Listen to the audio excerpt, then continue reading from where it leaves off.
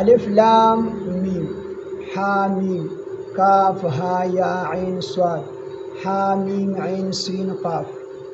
څومره چې حروف مقطعات د دې ټولو معنا خالص مخلص الله رب العزت ته معلومه ده، بل چاته نه معلومه. دغه مختلف اقوال دي. بعضی وایي چې دا حروف مقطعات یعنی الف لام میم کاف ها یا عین صاد د حروف مقطعات ویل شي، چې دا حروف مقطعات دا د دې سورتونو نومونه دي چې په کوم صورت کې راشي دغه صورت نومونه. خو راجح کول او د جمهور صحابه دغه مسلک دا دی چې دا د الله رب العزت رازونه دي. د الف لام میم کاف ها یا عین صاد څومره چې حروف مقطعات دي دا د الله رازونه دي، او شاید چې دا راز الله پاک جل جلاله رسول الله صلی الله علیه وسلم ته ویلی وي، خو نبی علیه السلام د دې خبرې نه منع کړي وي چې امت ته به د دې معنی نه کوي،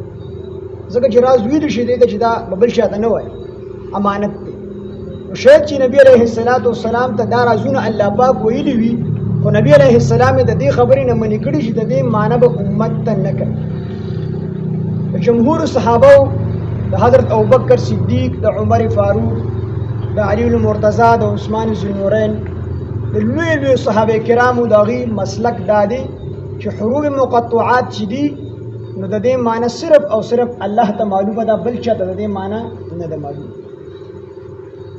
دې ته حروف مقطعات ولې ویل شي؟ مقطعات معنی کټ کړل شي، نو یو خو د دې معنی کټ کړل شي د صرف الله ته معلومه ده، بل چاته معلومه نه ده. او شاید چې نبی علیه السلام ته الله دا خبره معنی ورته کړی وي، خو نبی علیه السلام ته ویلي وي چې بل چاته به نه وایي، دا زما راز، نو دا د الله چې کوم دی راز دی. نو د دې وجه نه چې د دې معنی چې کوم دی کټ کړل شوی د چاته نه ده معلومه، نو د دې وجه دې ته حروف مقطعات ویل شي. دویمه وجه دا ده چې دا حروف مرکب نشي ویلي، یو ویل شي. الف لام میم یعنی علم نشي ویلي،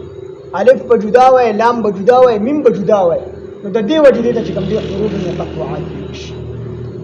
نو په دې کې راجح کول او د جمهور مسلک دا دی چې دا د الله رب العزت رازونه دي. شاید چې نبی علیه السلام ته الله دا رازونه ویلي وي، خو امت ته د دې حکم نشته چې په دې کې بحث مباحثه وکړي، په دې باندې سوچ وکړي. شاه منصور بابا جي فرمایل چې په جنت کې به هر سړی خپل خواهش ظاهري او الله به دغه خواهشات ټول پوره کړي. دنیا د خواهشاتو ځای نه دی، او جنت الله د خواهشاتو ځای جوړ کړی دی. د هر مسلمان چې کوم مسلمان جنت ته لړ شي، الله رب العزت به ټول خواهشات پوره کړي. نو شاه منصور بابا جي سي وایي څوک به وایي چې زمینداره غواړم، څوک به وایي چې زه حورې غواړم، څوک به وایي چې زه باغات غواړم. وایي زه به الله ته وایم چې الله پاکه ماته د متشابهات معنی وکړي.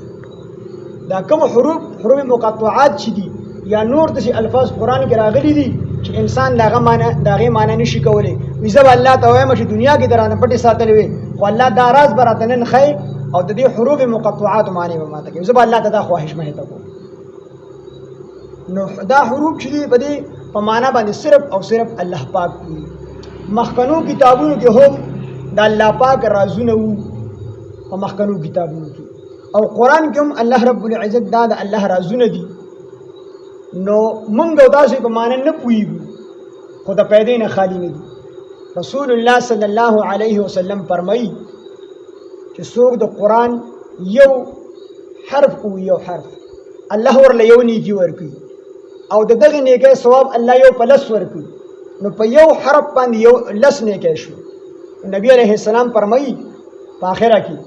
زه دا نه وایم چې دا الف لام میم دا یو حرف دی، بل الف حرف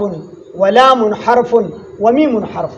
دا الف جدا حرف دی، دا لام جدا حرف دی، او دا میم چې کوم دی دا جدا حرف دی. نو په دې درو ورټکو انسان چې کله بې اودسه قرآن ته لاس نه وروړي، بې اودسه د دې تلاوت کوي، نو په دې درو حروفو باندې ورته الله 13 نیکۍ ورکوي. څومره نیکۍ ورکوي؟ 13 نیکۍ ورته الله ورکوي. او که دې په اودس کې ووایي نو بیا ورته په یو لفظ باندې، په یو حرف باندې 15 نیکۍ الله په اوداسه کې ورکوي. نو د درو حرفونو څومره نیکۍ شوي؟ 75 نیکۍ ول الله ورکوي د درو حرفونو باندې. او چې کوم سړی په مونځ کې په ناسته ووایي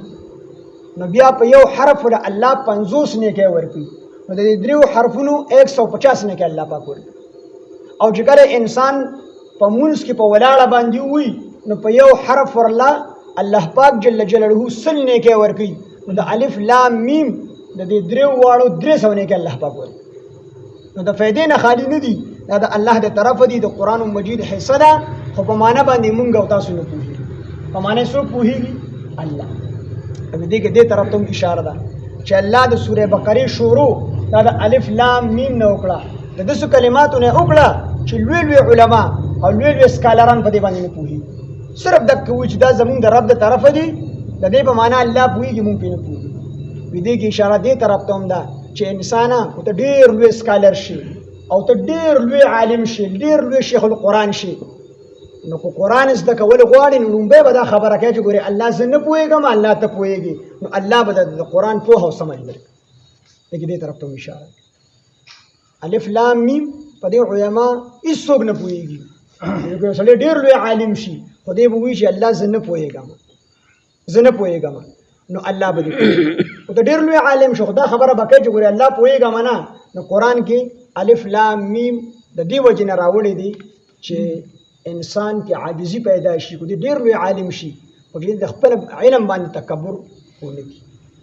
نو قرآن مجید دا امتحان دی او دا د علماو دپاره هم امتحان دی د عوامو دپاره هم امتحان دی د دې مثال د اسونو سره ورکړی دی دوه قسمه اسونه دي یو هغه اسونه دي چې هغه تیز رواني او منډه د هغې مزاج جوړ شوی دی منډه وي منډه ته خوشحالېږي دویم قسمه هغه اسونه دي چې هغه اسونه په دمه دمه باندې ځي کابو یې نه کېږي په یخ سوري باندې خوشحاله نو الله دا عام خلک چې دي دا کمزور اسونو په شان دي چې منډې د کابو نه کېږي او د علماو مثال دا تیزو اسونو په شان دي نو الله د الف لام میم په وجه باندې د علماو امتحان اخلي چې ته خو د منډې عادت ته د مطالعې شوقي نه او ستا مزاج دا جوړ شوی دی چې زه یو حرف کې تحقیق وکړم د یو حرف معنی معلومه کړم خو عالم صاحب د الف لام میم د کاف ها یا عین صاد څومره حروف مقطعات چې دي نو د دې په معنی کې به منډه نه وي الله ورته واګي واچول چې راټینګ شه په دې حروف باندې ته نه پوهېږې په دې الله پوهېږي په دې کې به ګوتې نه وي کوم عام خلک چې دي